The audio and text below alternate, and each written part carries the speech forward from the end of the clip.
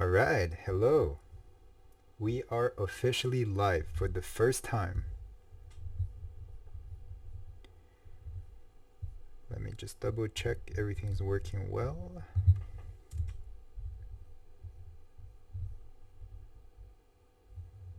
Click to unmute.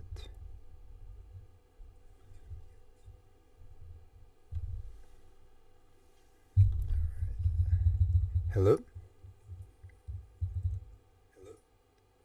All right. Things seems to be working. Let me mute here. Okay. Welcome, welcome, welcome, welcome. It is my pleasure to be here with you today. I've been wanting to do this for a long time. And so here we are. I'd like to open this presentation first and introduce you a book which I've read. It was 5 years ago, and up to today, it is still relevant, and I still remember how the author made me feel. Now, what's the outcome of today's broadcast? It will be mainly to share with you certain things from this book that I've learned and that I believe could be beneficial for the world to learn also. But before that, let us pay great due respect for Mr. Dale Carnegie, sorry. And in a way, this is also to honor his work and his legacy, is because he has left us with such great knowledge and just a great impression on the world and how we human beings get along together. I believe it's really important for people to read this book.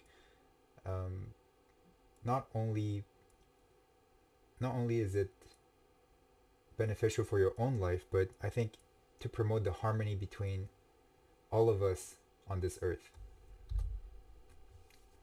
And so it leads us to our purpose and my purpose for sharing this broadcast with you today.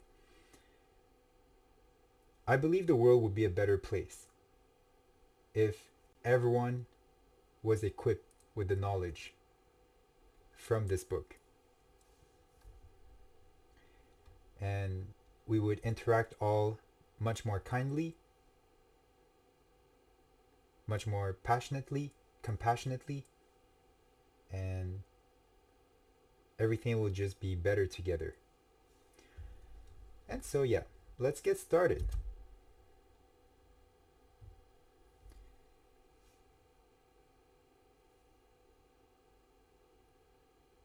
Alright, these are some graphics generated by ChatGPT. It has done a great work, so credit where credit is due. Rule number 1, don't criticize, condemn, or complain. It sounds pretty obvious at first, but sometimes it's not something we naturally control. Sometimes things can slip out. So just being mindful of that and minimizing criticism, and instead, the second graphic you can see is to give sincere and honest appreciation. In a way, in the book, when I've read it, they mention compliments. And there's a clear distinction between compliment and flattery. The difference is in its authenticity.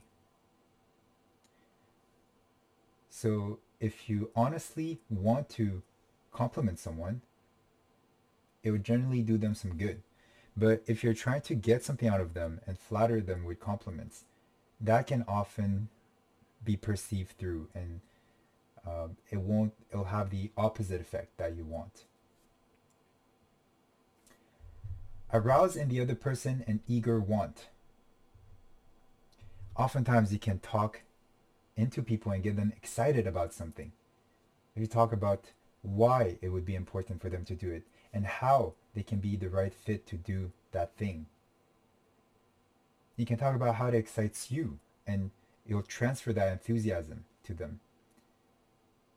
And the reason why we do that is sometimes influence is important to get things done in the world. And when we influence someone by showing our emotions by being expressive about what we care about, what we are excited about, and in turn thinking about them also, what they would be interested in, how their emotions can be also, how they would feel about that certain thing. If it's something that they want, then why not influence them to explore that more? And maybe they would want to, maybe they would make a decision that would change their life, even if in a small way, because of your influence. Number 4, become genuinely interested in people.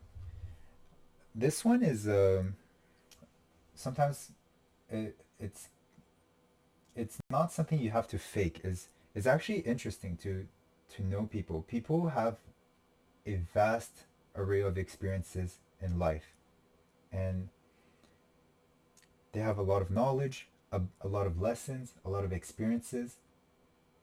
If you're just interested in people, it makes them interested in you. To be interesting, be interested. And it's generally how we connect with people, because first, that's how you find out what you have in common. If you don't ask, if you don't get to learn about the other person, if you don't show interest, how are they going to feel about you?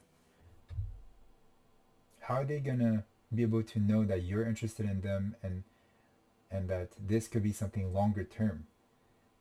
And maybe you guys can stay in touch. If you guys find something that you connect with, maybe you can do business together, maybe it's a relationship. So yeah, being interested in other people can be interesting on its own. It can be rewarding in and of itself. Oh, I think I have miswritten more exercises. Well, that's what you expect from a first stream. This is the first set of exercises. You'll have another set after that I'll show you. But for now, this is directly from the book. And what has been truly invaluable in learning and in adopting these lessons into my life was to do what the author suggested. Mr. Carnegie said to try it out in your own life and apply it into your own life before moving on to the next set of exercises or reading the next chapter, if you choose to read the book. So one exercise at a time. Just pick one and try it out. See what benefits it gives you. See what results you get in your life. See how it affects the other person and how you make them feel and how you feel for doing it. Because everything affects everything. And if, for example, the first exercise, this week, give one person sincere praise without expecting anything in return. How lovely is that?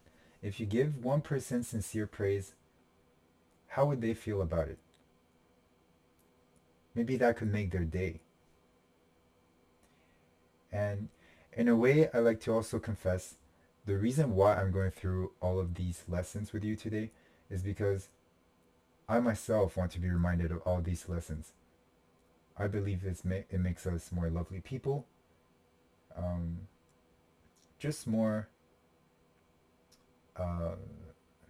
enjoyable to be around, you know? And if everyone were this cordial with each other, it would be great. I mean, let's not be too idealistic in a way that we ignore and are too naive, ignore the bad in the world. That's not what I'm saying, but I believe most people are good, and if for a moment we set aside the 0.1% of people who, I don't know, for whatever reason, can't give us a good time, unfortunately, if we focus on the good right now,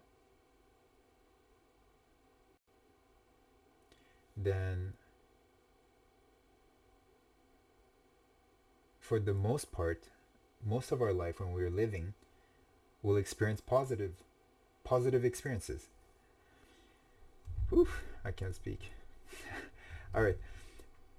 So this is first exercise. Second one, when making a request, reframe it in terms of what the other person wants. This is critical. This is influence. What does the other person want? What are their motivations? What's their mindset right now? What could be potential things that they they they obsess about, they think about often, that's on top of their mind? And if they behaved in a way that's odd or that you didn't expect, why might they be acting that way? What fear or pressure could be driving them?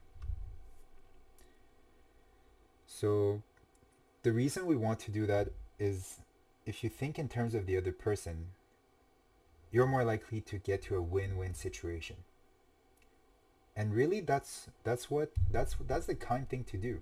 Like, if you want something, how can you make it good also for the other person, or any and every party that's involved in your goal, you know? You don't just want to achieve your goal and then stomp over everyone and everything in your way to achieve it.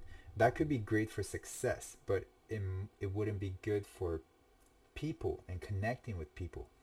So this is what it is today. We're working on soft skills, people skills. And as good as we might be with people, I believe we can always use a little bit of brushing up. So could be good. And then the second question, what does this person want? How can I show that by helping me? Okay, so what that means is, like, how can it help them? If it helps me, how can I show them that by helping me, they're also helping themselves, and it's also helping them achieve their goals? So this is a very foundational book about influence. The things we'll learn today will be basically how to build a solid foundation.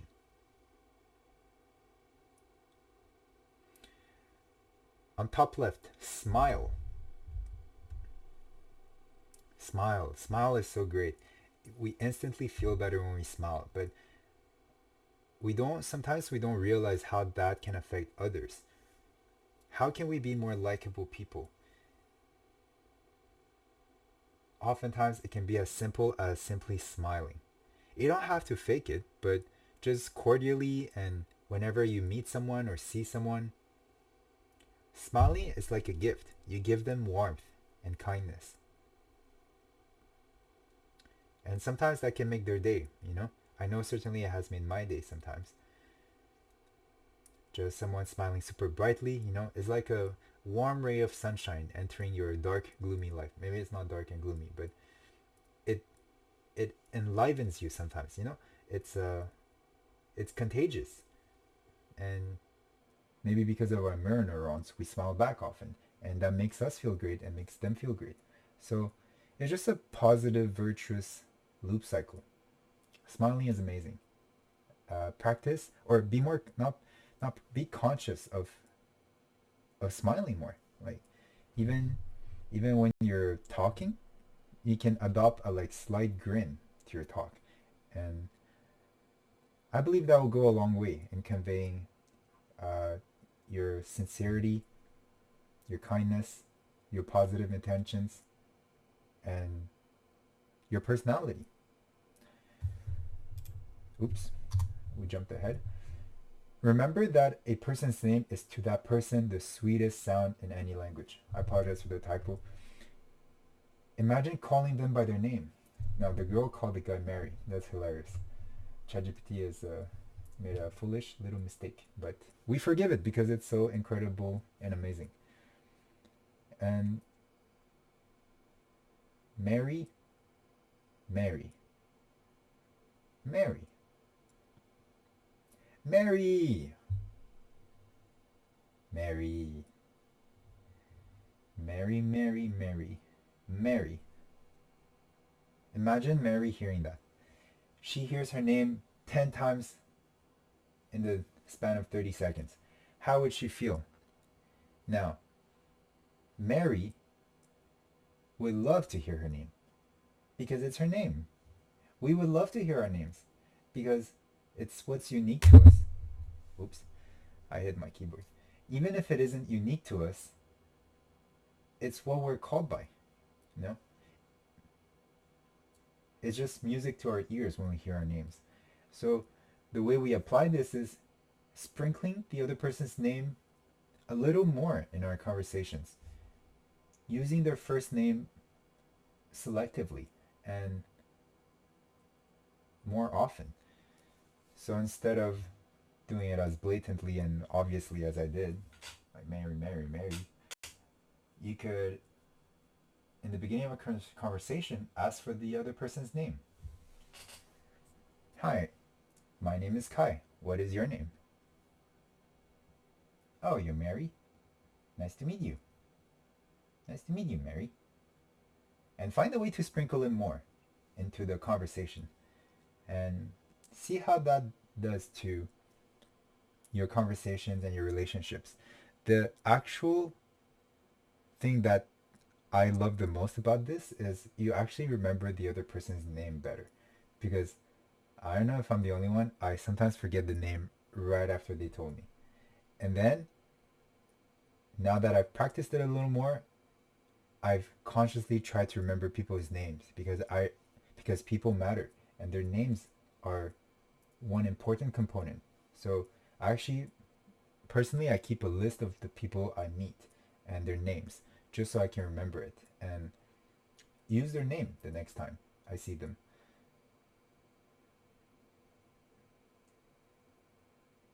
Sometimes, in today's world, we meet too many people. There's a lot of people in the world. And with the internet now, we're exposed to so many more. I think it's a shame that our memory limits us to the amount we can remember. I don't particularly have a good memory, but thanks to tools like technology today, it can assist us in remembering these things. So I hope I can remember everyone's name. That would be an ideal world. And why not, Um, as long as you can manage it, I believe it's the right thing to do and a kind thing to do. Now, won't belabor it more. Be a good listener. That is self-explanatory. Just listening more and encourage others to talk about themselves. I'd say the insight here would be to ask more questions. By asking questions, you're eliciting people to talk and getting them to share something that maybe they wouldn't have otherwise thought in their normal train of thought. But because of your question, it has guided them to explore that part of their psyche and share that with you. And with questions, you can actually learn a lot about someone. And if you encourage them to talk about themselves, it is also another great tip because it is their primary topic of interest generally. So in a way, it's not to be cynical, but it's a little bit a law of nature. I mean, as human beings, we need to self-preserve, make sure we take care of ourselves, our survival, and our needs. So it is no surprise that people's main topic of interest would be themselves. And again, it's not to be cynical. This is not that they're selfish, but it just happens that within our realm of influence, generally, we have to take good care of ourselves. And then we can do other things. So if our primary preoccupation is ourselves, if we ask others about it, about themselves, they would feel pretty seen because we're talking about the first rule again. You're being interested in them, and also you're being interesting because you're talking about a topic that it is of interest to them, i.e. themselves. Isn't it great? Everything comes back full circle. Talk in terms of the other person's interests. So this is akin to thinking about people's motivations and what drives them and how and what they want. This is similar. If you want something, talk about it in the other person's interest. If you want to get this thing done, how would it affect them and how would it benefit them?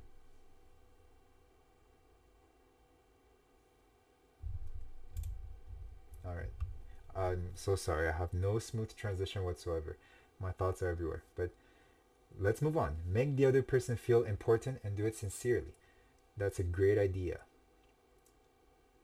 So that's a supporting statement. Sorry, I didn't read that with the right tone, but that's a great idea. You know, that's how it was supposed to be read, I assume. Make the other person feel important and do it sincerely. By the way, all these little graphics are bits and pieces of the book. They're the key principles and lessons that we can extract from the book, but nonetheless, I still recommend reading the book.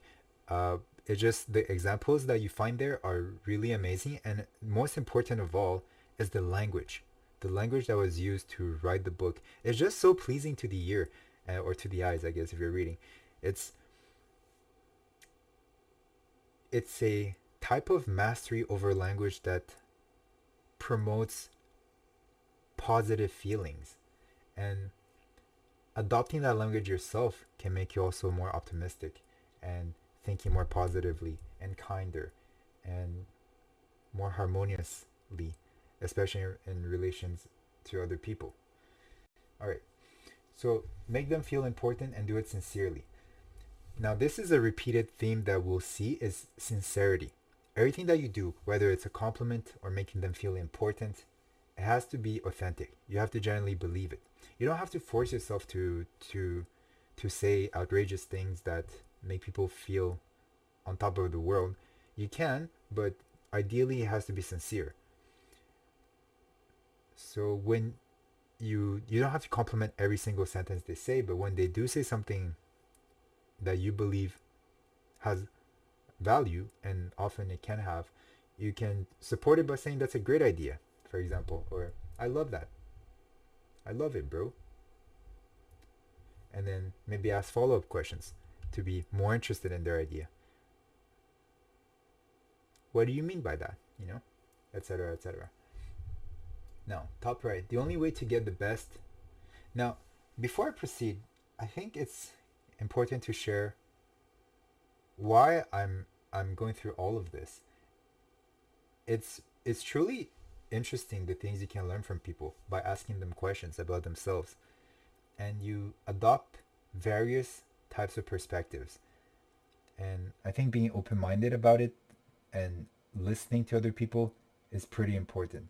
And that will lead down to things we'll cover later down the road. If you believe that you can learn something from someone, then it would make sense to ask questions and learn about it because they lived their whole life already. And for example, you know, say someone older than you, they've lived longer than you, they lived a lot of years, and they've been through a lot, they learned a lot. Surely there's something that we can learn from these people. And it doesn't have to be older. I'm just giving that as an archetype, but everyone has a whole lifetime that you haven't lived, that we haven't lived. So sometimes they can almost summarize these lessons and tell you really interesting, funny, or yeah, it's just stories you wouldn't otherwise hear. And that doesn't cost you any extra time often. Sometimes you can do it while you're commuting, you know, and especially the example I'm thinking about is Uber. I love talking to Uber drivers often and asking them about their lives and their perspectives and certain things. Now, everything you learn, you have to take with a grain of salt, you know, and process it by yourself, see if it makes sense for you, your life, and what you believe to be true, and how you see the world. The way I perceive it is everyone has something valuable to teach you, but they're not masters of everything. You know, just because they're older doesn't mean they know everything. Just because they're an expert at one thing doesn't mean they'll be able to give you amazing advice in other areas. Ultimately, you have to look at results. what are the results that this person is getting in this area of their life?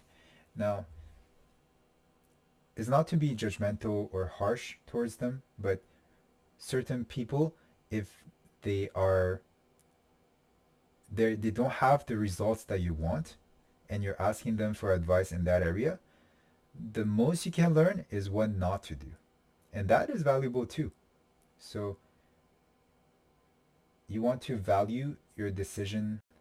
Sorry, I mean, you want to weigh the value of the information you receive in accordance to, oh, this is a great concept called believability. Believability is how believable that person is, and in a way it's like how creditable, what's the word? What's the word? What's how much credit they, how believe, blah, blah, blah, blah, whatever, you get what I mean, I'm sure. Oh, I moved too fast. Okay, let's move forward. The only way to get the best of an argument is to avoid it. So back on topic, avoid arguments, promote positivity. Yeah, I don't have much to add. Show respect for the other person's opinions. Never say you're wrong. So often people have different perspectives, and what do you do?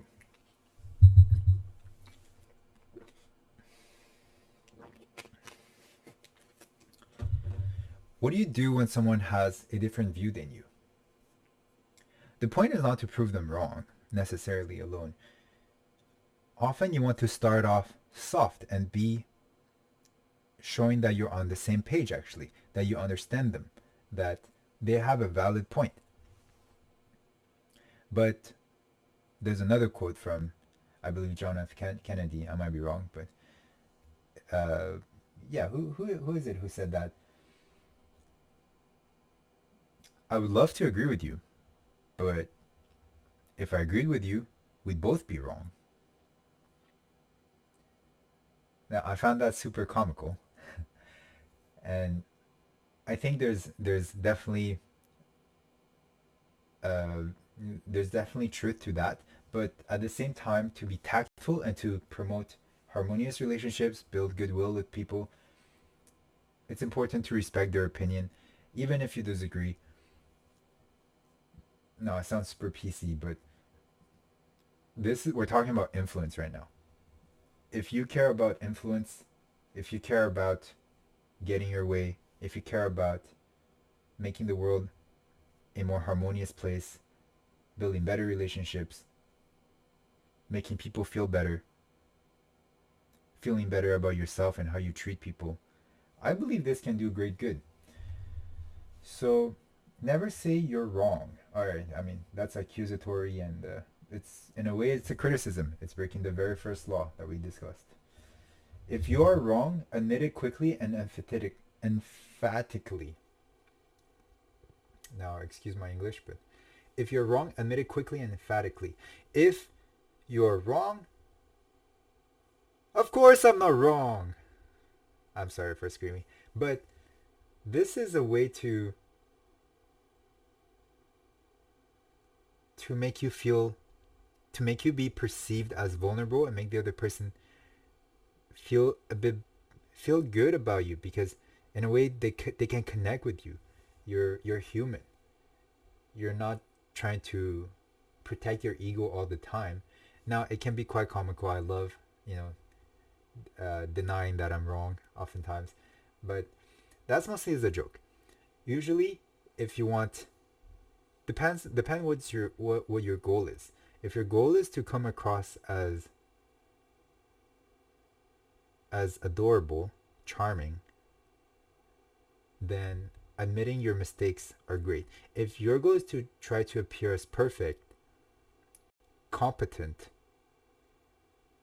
funny, sometimes you can omit admitting it, or joking about it, But in a way, this is counterintuitive, but try it out. See how it affects your conversations and how people feel about you. And I'll preface this by saying that I learned all this because I had no clue how to socialize. I mean, I had a few friends, and I always knew that I could get by talking to people and stuff, but it wasn't always quite right, you know? It it's not the desired effect that I wanted. Maybe it's a human need. Like we still want to be accepted by the group we're in. We want to belong. We want to promote, or not promote, sorry. We want to be, uh, here, let me borrow this word. We want to be friendly with people and have good relationships. And not just that, it also gives us social status, you know? Like, what do people say about you behind your back? Not to be mean, but like if they were to say something, if they were to summarize you when you're not there, what kind of person are you? And that can evolve over time.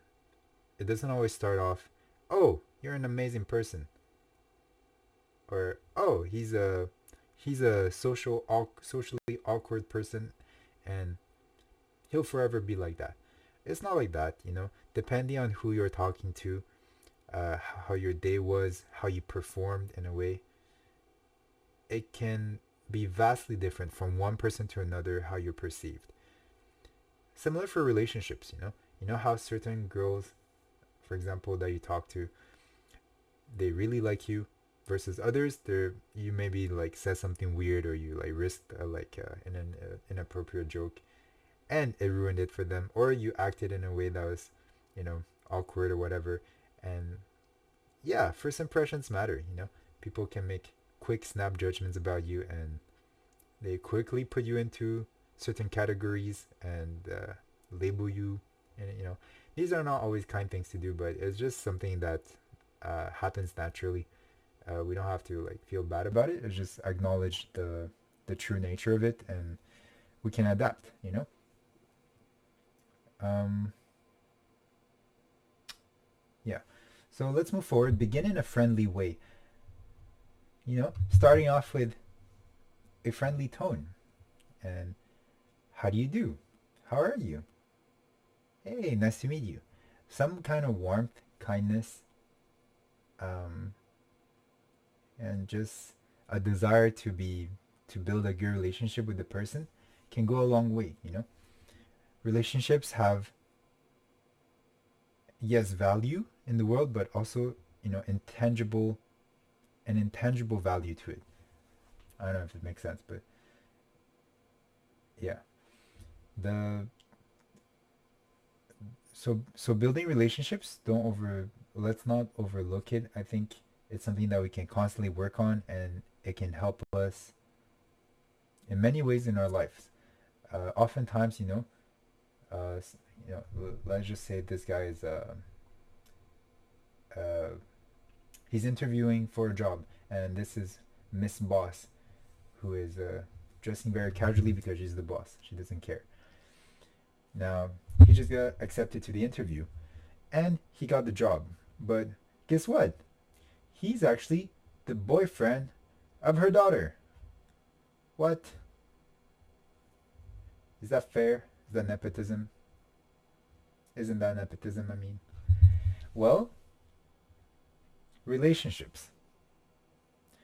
This is an extreme form of a good relationship leading to benefits. But if you're friends with someone, you know, like they have a nice Netflix subscription.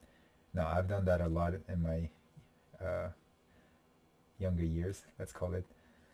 Um, I borrowed the Netflix account of my friends all the time. If it's free, I would use it for sure. Free was my favorite word. Now, nowadays, I try to be more generous and give back for all the benefits that I've received when I was younger. So, being friendly, building good relationships yields you real life benefits. Like a, yeah, you can think about the benefits. Get the other person saying yes, yes. Now, this is an interesting phenomenon, but apparently when people say yes consecutively, they're more likely to say yes in the future. So like the fifth yes or the sixth yes is more and more likely, usually, as long as things make sense to them. At some point it becomes like a habit. Now this is I don't know, like I don't like this one too much. It feels like manipulation a bit, but but like there's another great book on influence. I think it's just called Influence. Yeah, it's called Influence. And when I read that one, it was crazy the things that people did, or the way we react to certain things, and how automatic certain patterns of our wiring is in our brain. It's like an automatic mechanism almost that we're reacting to. And sometimes, it is like scary. Like we can get influenced so easily by things. And how do we know if we're being under influence or not? It's hard. Everything influences everything. So I think the best recourse is learning about it. If you want to defend yourself against manipulation or like things like that, you have to educate yourself a little about it. And if you learn about it, you're able to spot it, detect it, and once you identify it, you're able to know that, oh, this is that thing they're using, this technique or that technique, or that trap they're trying to make me fall into. I'm not falling for that. And so, this is a game of knowledge and self-defense. So you don't get fooled and trapped into things that you wouldn't want. Or just learn to say no to things. When they ask you a question that they're saying, isn't it a lovely weather today? You can say no. And be like, what? Are you sure? And be like, no. And be like, what? What do you mean? And be like, no.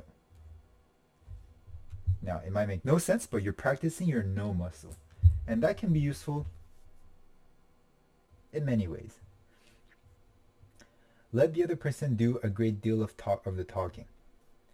Now, if you're an introvert, this one is golden. It's an amazing advice. I love this one. When I realized that this was a good thing, I was ecstatic. I was like, hell yeah. I didn't want to talk much anyway. I prefer listening and learning. Yes, how was your day? What did you learn? What do you think about this? How's your life? Oh, you're asking about my... No. Let's talk about you. I love reverting the topic to them and talking more about them and listening. So in a way, you don't have to do much of the talking, but in a way, sometimes also maybe I'm scared that like, oh, I don't know what to say. I wouldn't know what to say. So I've become better at asking questions than talking. And you can do the same. If you're not comfortable with talking too much, you can get comfortable at asking more questions. And it's super productive because you conserve your energy as an introvert, and at the same time, you get to learn lots of interesting things, and the other person is under your influence. Because again, if you get them to talk more, they're gonna feel you're a great listener. They're gonna like you more. They're gonna feel you know them better. There's not a lot of things that can go wrong from listening and letting the other person talk. It has always proven to be beneficial. Let the other person feel the idea is theirs. Now that one is interesting. How do you make someone feel that your idea was actually theirs? Well, you can explore the idea together. And then once they come up with something, you can say, or something that they build on top of what you said. You'd be like, oh, do you mean that? Be like, wow, that's genius. And then they would think it's their idea. And then you're more likely to go ahead with that plan. For example, say you're promoting a project that you want to embark on together. You want to try out a new experience together. You want to do something, agree on something. If the other person believes it's their idea, how could they refuse? Is the creation born out of their own genius? Alright, I'd like to congratulate you for staying up until now. Thank you so much to my 0 viewer. But I know you'll catch this later because this is really useful information. Appeal to the nobler motives. Now I think this is also a little bit for show and a little manipulation, if you want to call it. But you know, it's a good law of I don't know if it was in if you're into books, Robert Greene is an amazing author. If you know Robert Greene, you probably know what I'm talking about. He has a couple books. I can't remember which one it's from. I read many of his books. I believe Appeal to Nobler Motives comes from 48 Laws of Power. But this is in a way to present, it's a way to present yourself to the world. It's kind of like social media, you know? You put up an image of yourself and you want to appear a certain way. And that is all intentional. And the reason why you want to do that is whatever motives you have. But if you appeal to nobler motives, people are going to think better of you. Like, oh, this person does that because he cares about da da da da da, like making the world a better place. And oh, he's teaching about how to win friends and influence by Dale Carnegie. He must be extremely of a kind and generous person, and just so good with people. And oh, maybe he really is a good person and he wants to make the world a better place. And I don't know where I was going with that, but let us be clear. Today, this is sincere. I do wish the world is a better place because of this book. I believed it in 2020. I still believe it today. This is the one thing that did not change, even though a lot has, because people evolve and change. And, you know, we often hope it's for the better. And generally, the trend is, you know, as we mature, we understand the world better, we become better people. But certain things that it's hard to improve unless you're equipped with the right knowledge. And I believe the lessons here do exactly that in this book. They equip you with the right knowledge. And by right, you know, that could be subjective, but it is definitely kind knowledge, let's call it. Number 2, dramatize your ideas. I guess this is part of like let's combine it with telling stories right below it. Now this is something I really want to work on. I don't know how engaging my storytelling is, but dramatizing, now this I am generally good at in real life. I think people call me quite dramatic sometimes for being expressive and taking things a little more outrageously, and I do it for comical purposes. Purely, I'm no drama queen. No, don't like any drama, don't like any none of that. But anything positive, funny, if I can make it, if adding drama helps with comedy, then so be it. I will put on an act. And stories, well, I think I used to be good as a kid to doing that, you know. Do you have memories similar to that, like sitting around a table, like a dining table, and just talking to friends and telling each other funny stories? I missed that period of time in my life. I remember it vividly. I was telling a lot of stories about, mostly funny ones. It was quite immature. I was walking down, like one of the stories I remember, I was telling my friends. That was probably like first grade.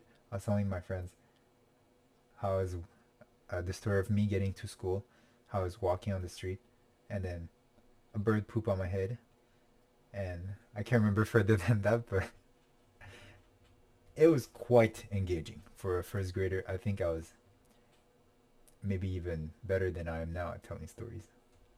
Now, those are ways you can engage people and make them remember you, uh, get them to spark more dopamine in their brain for you, meaning activate the reward pathways because you're telling them something that's quite interesting, out of the ordinary, new, you know. Now, throw down a challenge. I guess challenges can be good motivators, you know. All these things are ways to influence. I think if you want something to happen or you wish someone the best, using trying out certain ways of influencing them can often work. It won't always, but can often work. Now, the trap that we fall or that I fall into, sorry, is that sometimes I want to help them so badly. I want to help them so badly, but they don't want to help themselves necessarily. They don't want to change because change requires pain, and change requires an old part of yourself to die in order for a new you. And I would hypothesize, or it is just my opinion, that it is a higher version of you to arise to the occasion, to rise to the occasion and do something that is good for you, generally good for you. Now that can be quite subjective, so we'll not get into it today, but this is just one of the ways that I believe influence is great, but you know, you're not God or something that we don't have infinite power to, we're not like in control of everything. So to keep your sanity, actually, often you can just think about your own circle of influence. That's from another book, which we'll discuss maybe another day if of interest, called Seven Principles, not Seven Principles, Seven Habits of Highly Effective People, which you've probably heard of. But this is basically meaning you only, to keep your sanity, you want to think about the things that you can control, that are absolutely within your control, that it's your life, your actions, your thoughts, your behaviors. Generally, that's what you can control. Anything else, the farther away it is from your control, the less you ought to worry about it. To maintain healthy mental sanity, let's call it. All right, next. Let the other person save face. Now, I accidentally got two generated, but both are great graphics. Look at this. These are amazing. Okay, let the other person save face. If they did something that was shameful or that they believe is shameful or that they're not proud of, it's okay. We all make mistakes. Let them know. It's okay. And you don't need to like what's the word? Like shush them, not shush them. No to them in real life. I have the vocabulary of a baby. There's a word for it, but I can't. It's like you interrupt them and then make them feel bad about what they just did. What's that word? If I had a chat, someone would have known. But let the other person save face and reputation and image. Protect them. And actually, about this point, please do the same with our community. I hope to build a community where we're being kind to each other, respectful, uplifting, understanding, forgiving, compassionate toward each other. So this is one of the lessons, you know, let the other person save face. It's okay to say things that are not perfect, not funny. I hope we get to promote an environment where we're free to talk and feel safe to share things, and without the fear of being judged. You know, that is not something I would want in our community. So what we do want, this good person and this encouraging girl. I don't know why she's pointing, but be like, you did okay. You did one thing okay. Not everything, but at least one thing. Something like that. Maybe. Praise the slightest improvement. I like talking about these graphics. I should focus on it more. Praise the slightest improvement. Look how happy she is. She's sparkling. Good job. You did amazing. I love what you're doing. Oh wait, she's the one giving the compliment, I think. And then look, she's blushing. Do you see? Can I zoom in? No, I cannot zoom in. Okay. Oops. Alright. There's a little blush here. You might see it. It just makes people feel good, you know? I think the general theme at this point is to care about people's feelings, care about your image and their image, being kind. Yeah. I think being caring and thoughtful, generally you'll be following these guidelines naturally. Give the other, this, praise the slightest improvement. Good job, you grew up an inch. Or I guess that's not something to be proud of, but good job, you did well on your assignment or your homework. What would she be doing? At her age, she'll be, great job at dressing your body. Okay, I don't know. I'm sorry. What do girls do at this age? What did my sister do at this age?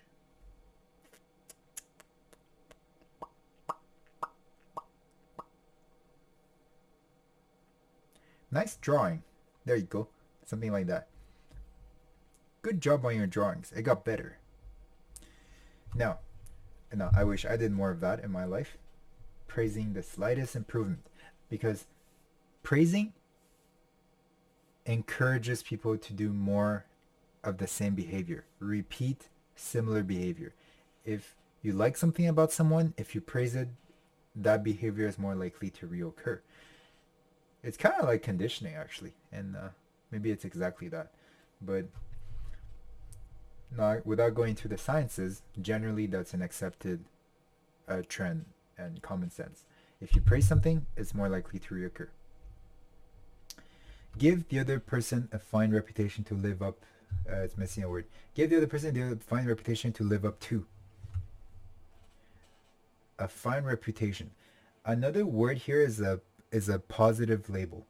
Now, a label might not be the right word. It has negative connotation to it sometimes, but give the other person something, a positive name or a positive image, a positive version to live up to. So, hey, I always knew that you were a great artist, you know? Or, hey, I believe in you. You are a creative person. In a way, you're echoing to them what they deep inside already believe. Or even if they don't believe, maybe it sparks something in them. Like, hey, you are an entrepreneur. You are a superb mom. You are a creative. You are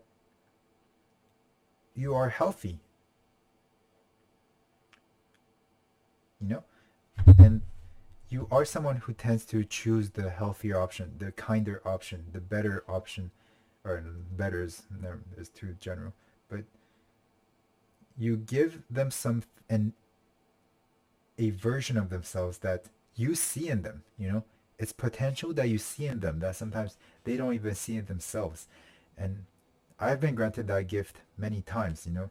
I think I've had the privilege of having people believe in me, you know, in a way. And I've been pretty fortunate and grateful for that. Now, I don't know how much I lived up to their potential, but it's still a great feeling to be, to have people's belief or support, you know? And in a way, it can influence you to get closer to that ideal. And you have it in you, you know? You actually have it in you. We have a lot of potentials as humans, especially to adapt and grow. So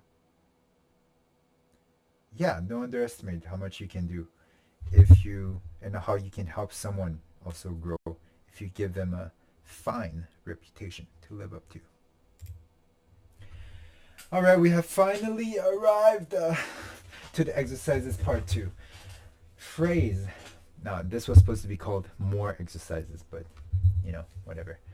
I double checked my PowerPoint slides and made a last minute edit, and it had to be on the wrong slide, but whatever. Phrase your next request as a maybe it's too perfectionist. On a side note, the key to happiness is letting go and not being so perfectionist. This is a self reminder, but also a public service a public service announcement. Now, the first exercise, phrase your next request as a question instead of an order.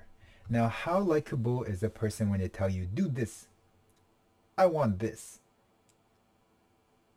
please do this. Now, the please makes it a lot better, I guess, but another way to do it, instead of get this for me, or do, you can say the same thing, but phrase it as a question. Question, can you help me get that sent today? It's a lot better than get that sent today for me. Period. Get that sent. And faster. Alright. Now, I added some other kind and persuasive words that we could use that really softens our request. And now, request is one of the words, but soft is not a demand. You're not treating them as a slave, like you have to do this, you do this for me, Instead, you say, may I please request that you do this thing for me? Will you kindly? Thank you. I really appreciate it. Thank you very much. Thank you so much. You're the best. In a way, this will be very effective as long as you don't say it in the tone that I just said it in. It's not meant to be sarcastic. It really has to be genuine, May I request that you... Oh, okay, maybe that's too formal or something. Could you please, instead of even can, you can replace the can with could. That makes it a potential, It's like any time can give people an escape, an out, and a second option.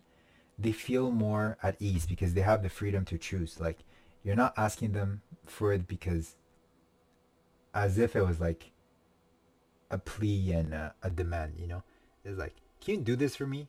But you really need it. And people will feel that, and it won't convey as well as you would like, even if it is a question. But it's already better. As a question is already better. But even better, if you phrase it with an out, could you potentially possibly help me maybe with that thing? Now, you're giving them the option of choice, and there's no pressure. That's what you want. If you want to do something, you want to relieve pressure. Or sorry, to phrase that correctly. If you want to influence someone to do something and increase your odds of success, generally, you want to remove pressure. Now, is there a case to be made where sometimes you need to add pressure? Yes. Sometimes people don't know what is the best for them necessarily. Not because they're dumb or anything.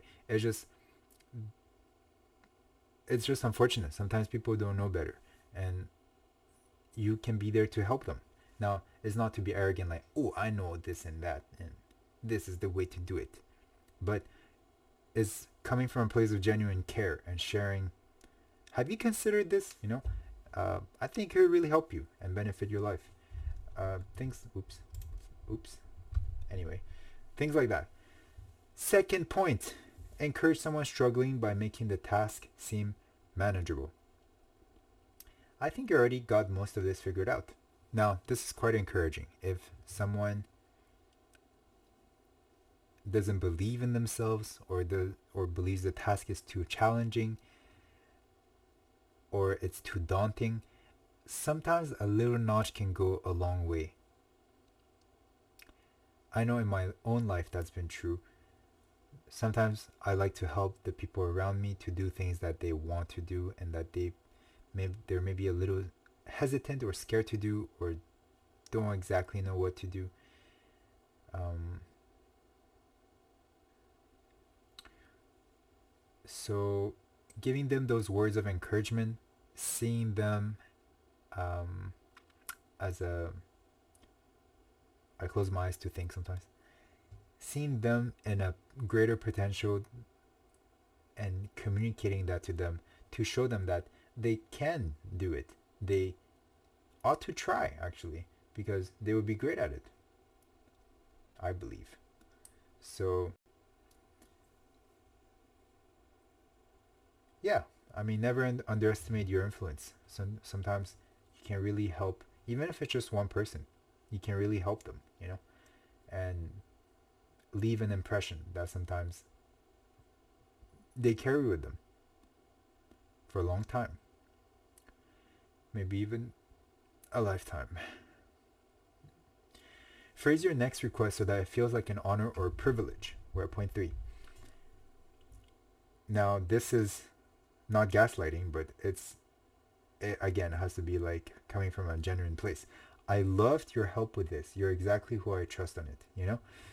This is similar to the idea of giving people the benefit of the doubt. Like you trust them. You place your trust on them. You believe in them, in their better selves, in their quote unquote higher version of themselves. You believe in them doing a great job. You believe in them showing up at their best, regardless how flawed people are and how we are. Giving people that trust and benefit of the doubt. Maybe that has to do with culture too. Maybe not all cultures give out trust so freely from the beginning, but I think this regardless of what is culturally correct or adequate, generally how people feel probably doesn't change across cultures, in the sense of like, if you naturally believe in them. Now this contradicts myself right there immediately because I just thought of something. If in a culture where people don't trust each other right away, if you trust too easily, they'll be a little suspicious of you. Like, this person is a bit weird. How come they're so trusting? What do they want? What are they trying to? Why are they trying to disarm me? What are they hiding? Maybe, So I guess that's one hypothetical, theoretical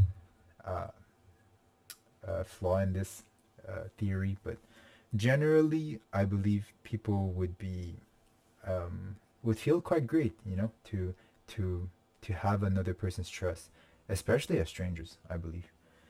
So, yeah, just my opinion. Last 2. Good job. Fantastic job. Love you for staying up until now. Use encouragement. Make the fault seem easy to correct. Yeah, this is similar to what we just discussed, is adopting an encouraging attitude and supportive words, and in a way framing it. By that I mean communicating in a way that makes the other person perceive that what you're about to suggest is easier than it seemed. Now, it's not to get them disappointed later, but it's just to get them started. That helps a lot. And also, sometimes there's a self-fulfilling prophecy in what you say and what you do that influences people. If you say, I am never going to dot dot dot, or I am always going to be dot dot dot, doing this or being that, sometimes it can become a self-fulfilling prophecy. But once you're aware of that, you can actually change your narrative. If you say that I'm an optimistic person, when usually, the cup is always half empty, and Mondays are always terrible, or for I don't know. I'm thinking of Garfield right now for as a funny example. That's why. Um, who's a little cynical and comically pessimistic sometimes. But yeah, if you make it seem easier to correct. Actually, I lost my train of thought. What am I gonna say? Thank you for everything. Thank you for listening, and I hope some of this has been valuable. I don't know if I missed anything. If you have anything else you wanted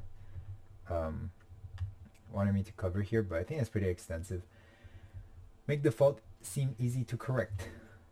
This guy's like, what? Are you sure it only takes 1 month to get a six-pack? She's like, yeah. As long as you work out, you'll get there. And then a month later, he's like, wow, I got some progress, but it wasn't like what she said. But I'm proud of myself. I actually did a lot, and I progressed a lot. And from there on, Mr. what we call him? Mr. Zani. Mr. Zani became a gym rat and has adopted a very healthy lifestyle and starting getting his ideal six-pack after hitting the gym hard and consistently for not 1 month, not 2 months, but say 5 years or something. All right. But good for Mr. Zani. We shall close it here with a conclusion. The main 3 values that was covered in this book: authenticity, being genuine; empathy and kindness, treating people with respect, care, all that good stuff; and thinking about win-win situations. This is influence. If you think about other people are going to care about what you think. Now, highly recommend reading the book. There's a lot of great stories and examples, and again, the wording and language is phenomenal. It's lovely. And here's our hope. Let's make the world a better place together. And for you, my dear, who has stayed until the end, this is a little preview of our cute little baby. Our little baby called QB. Now, what do you think? I'm so curious. What do you think this is? Can you give a guess? If you see this and you don't know the answer yet already, I mean, yeah, we came out with this design recently, so I'm so curious. What do you think about this? Anyway, don't forget to follow us on Twitch and YouTube. We're hoping to be more active in the future. Some art and content is underway. We hope to bring you a lot of happy moments, kind moments, fun moments, funny moments, and educational moments. Yeah. So, until then, my dear, thank you for your time. I don't know why I'm saying my dear. I'm sorry. I mean, my most distinguished guest and audience, I would like to thank you for your time and attention. And on this note, we have successfully finished the first stream. Can I get a congratulations in the chat? Let me see. Oh my god, the Twitch emotes. What's the celebratory one? Let me see. Party. No. Celebrate. No. Someone needs to brush me up on these Twitch emotes. Which one is a celebrate? Cheers. Nope. Drink. Nope. Confetti? What? Alright. Let me find the first one that I see that is the closest to celebrating. Alright, my little dino. Little dino dance it is. In the chat. Okay, I guess since you can't see it. Here we are. Dino dancing this to end the stream. Boop. Thank you so much. Thank you very, very much. And with that, goodbye, good evening, good morning, good everything. Farewell. See you soon and follow us. Ciao, ciao. Bye. Bye-bye.